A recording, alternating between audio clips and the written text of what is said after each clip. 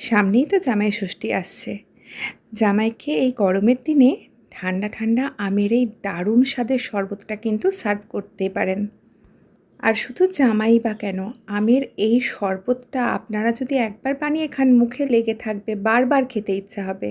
তো প্রথমেই আপনাদের পছন্দ মতো যে কোনো ড্রাই ফ্রুট এরকম একটু কুচিয়ে নিতে হবে।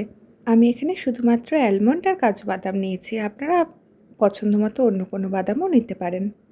এই শরবতটা করা যেমন সোজা, খেতে কিন্তু ততটাই টেস্টি। প্রথমে ১ কাপ পরিমাণ রুম টেম্পারেচারে ঠান্ডা করে রাখা দুধ নিয়ে নিলাম। আপনারা কিন্তু ফ্রিজেও ঠান্ডা করে রাখতে পারেন দুধটা।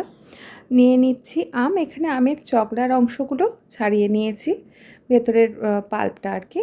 আর এখানে নিয়ে নিলাম কয়েক টুকরো বরফ। যদি ফ্রিজের ঠান্ডা দুধ ইউজ করেন সেক্ষেত্রে আর বরফটা ইউজ করতে হবে না। সব কিছু একসঙ্গে ঘুরিয়ে নিয়েছি।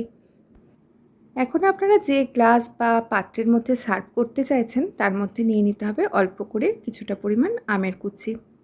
আর আমরা যে দুধ আর আমের মিশ্রণটা রেডি করে রেখেছিলাম সেটা ঢেলে দিচ্ছি। ওপরের দিকটা কিন্তু একটুখানি ফাঁকা রাখতে হবে। বলে দিচ্ছি কেন ফাঁকা রাখতে হবে, দ্বিতীয় গ্লাসটাতেও ঢেলে নিচ্ছি।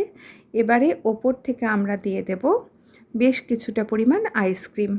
আমি এখানে বাদাম ফ্লেভারের আইসক্রিমটা ইউজ করছি। এর সঙ্গে আপনারা বাদাম, ম্যাঙ্গো ফ্লেভার কিংবা ভ্যানিলা ফ্লেভারের আইসক্রিমটা ইউজ করবেন, ভীষণ ভালো যায়। এর সঙ্গে কিন্তু স্ট্রবেরি বা চকলেট ফ্লেভারের আইসক্রিমগুলো অতটাও খেতে ভালো লাগে না।